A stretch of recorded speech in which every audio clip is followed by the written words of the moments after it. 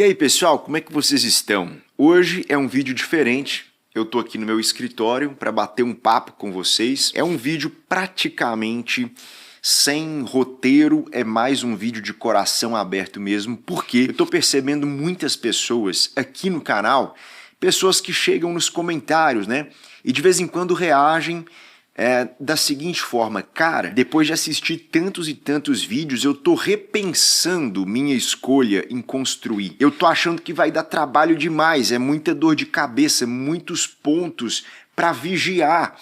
E, por certo, né, uma grande massa de pessoas assistindo vídeos onde a gente fala sobre alertas, cuidados que você tem que ter. Um número de pessoas certamente começa a ficar pensando o seguinte: meu, esse negócio vai demorar demais, vão me enganar, quem sabe vou lidar com picaretas no meio do caminho.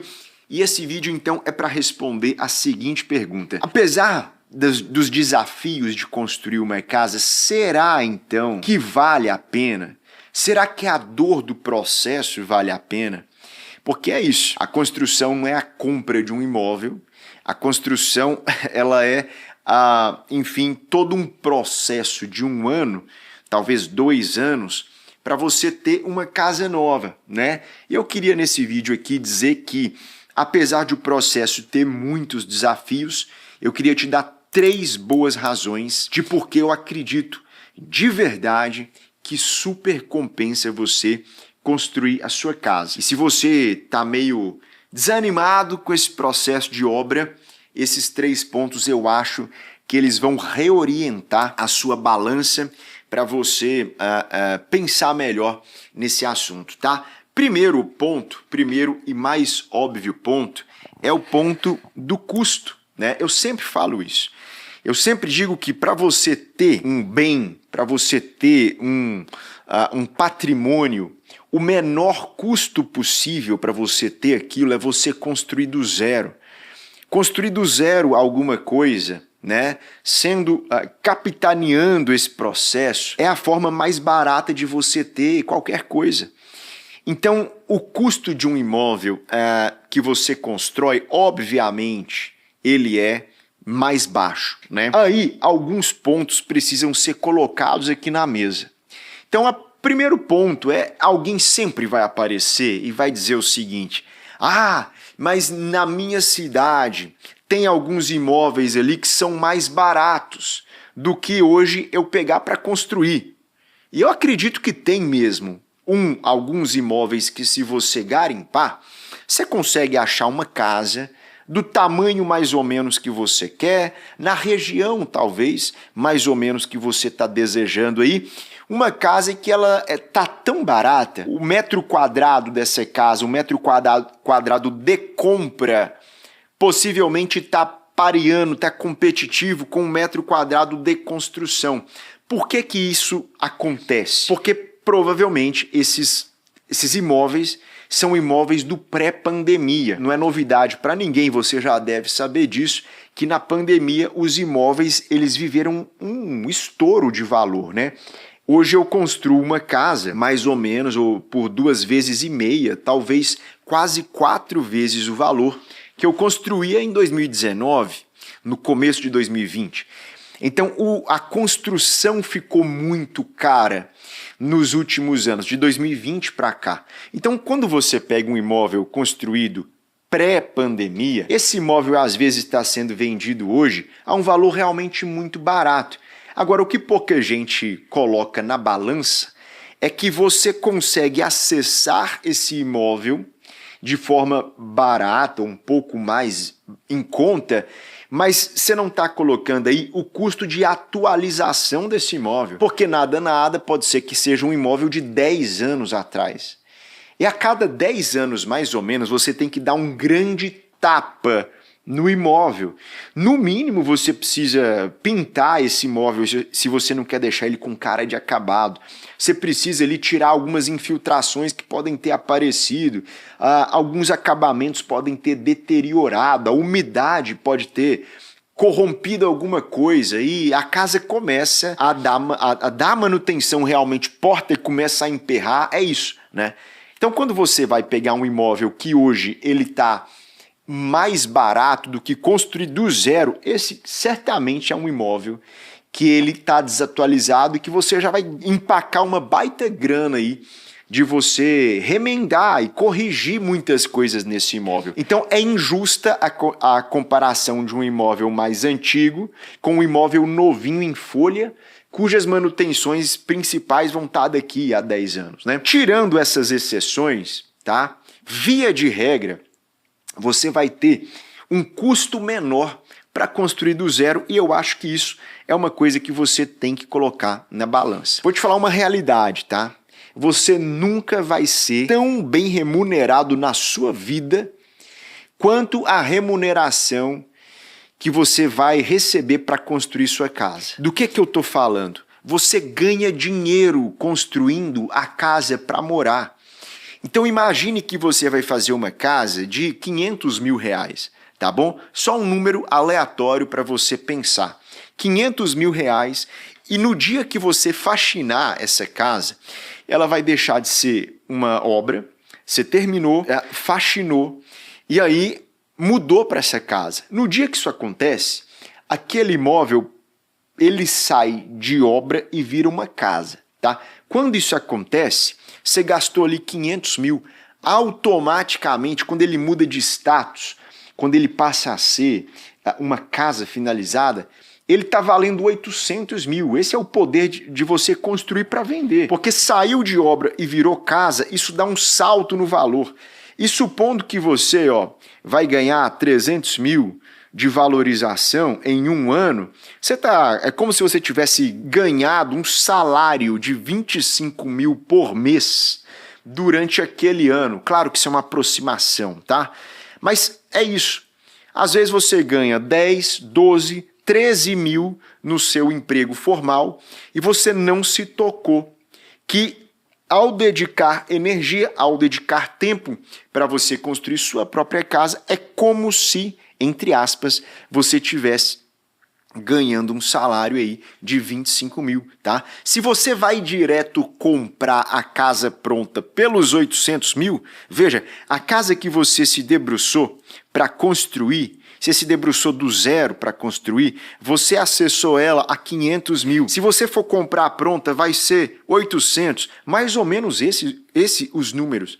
Você vai ter pagado, você que às vezes ganha 12, 13, 15 mil, tá? Para fazer uma casa dessa, estou estimando, chutando valores. Você acabou de pagar o salário de 25 para alguém que ficou um ano tendo a paciência de construir. Então, muitas vezes, quando a pessoa que quer comprar pronta, ela está topando pagar, remunerar muito bem, mas é muito bem mesmo, alguém que dedicou esforço para construir ali, tá? Então, na minha humilde opinião, vale a pena você ter paciência, vale a pena você segurar a onda um pouquinho, tolerar o processo, porque você vai ser bem remunerado nesse processo, ainda que esteja construindo para você.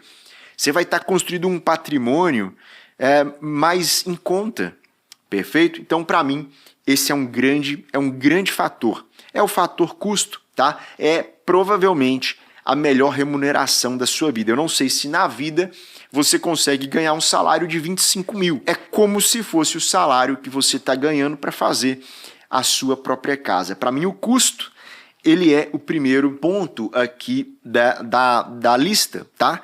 Em segundo lugar, tem o ponto da personalização. Esse ponto pega mais pessoas do que outras. O que é o ponto da personalização? É você morar na casa perfeita para a sua família. Eu sei que quem roda muito procurando um imóvel para morar, para comprar, nunca vai achar o imóvel perfeito. Às vezes a casa é incrível, mas falta quintal. Às vezes o quintal é incrível, mas a casa não está bem construída. Às vezes a planta da casa é ótima, mas você nota que nitidamente ela foi construída com materiais ruins. Então sempre você está apertado de um lado ou de outro, porque nunca existe a casa perfeita para você. A casa perfeita para sua família é só se você se dedicar um pouquinho a tirar ela do chão. Aí você vai acertar em cada canto. Claro, aí compensa você se debruçar sobre o projeto, fazer um projeto ideal para sua família. E isso nasce, isso acontece quando você decide construir aquilo do zero, tá? Eu vou citar o meu exemplo pessoal. Meu exemplo da minha família é o seguinte: eu moro hoje numa casa super legal. Uma casa, não fui eu que construí, né? Mas é uma casa gostosa, num lugar ótimo para minha família. E ela é uma casa que ela atende fantasticamente bem, sabe? Eu, minha esposa, minhas 2 filhas. Eu tenho uma de 7 e uma de 9 anos, tá? Essa casa é legal, é muito massa, mas toda semana eu converso com a minha esposa, esse assunto aparece. Puxa, se essa casa eu tivesse construído ela, eu não teria feito isso, eu não teria feito aquilo, né? Enfim. Então a gente sente falta de muita coisa. Nós sentimos falta de quartos maiores. Eu acho que quem construiu a casa que a gente mora, cara, a pessoa economizou em metragem que não precisava. Se essa pessoa tivesse feito ali um pouco maior alguns quartos, talvez fosse uma casa que a gente passaria o resto da vida nelas. Mas como as minhas filhas vão crescer, vou precisar de quartos maiores, a casa não é uma casa definitiva para eu passar o resto da minha vida, porque ela não tem detalhes, assim. Falta um home office na casa, por exemplo. Então você sente que falta coisas e, pior, alguns detalhes práticos da vivência do dia a dia não atendem sua família, quando não foi você que construiu. Por exemplo, na casa ideal para mim e para minha família, né, era uma casa que uma casa aberta de cozinha e sala, aberta e integradas, mas que tivesse a opção de fechar também. É uma característica muito pessoal. Por quê? Porque a minha esposa, ela é daquela que frita bife, ela é daquela que faz comida mesmo. E, poxa, seria tão legal se a cozinha tivesse a opção de fechar de vez em quando com a sala. Na casa que a gente mora hoje é impossível. Agora pega esses detalhes tão pequenos, mas que fazem toda a diferença na hora de você morar, e replica isso para cada canto da sua casa. Eu teria vários pontos para atualizar na sala, na cozinha. Eu acho a escada da casa que eu moro horrível, me incomoda. E eu uso essa escada, sei lá, 30 vezes ao longo de um dia, talvez. Eu atualizaria a área de serviço, os quartos, banheiros. É claro que a casa tem muitos acertos. A casa que eu moro tem mais acertos do que erros.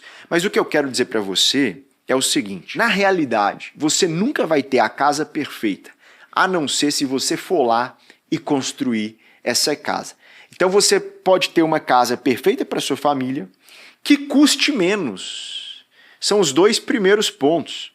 Casa perfeita, muito mais em conta, e um terceiro ponto agora para você ponderar aí, que é uma casa que você consegue garantir a qualidade.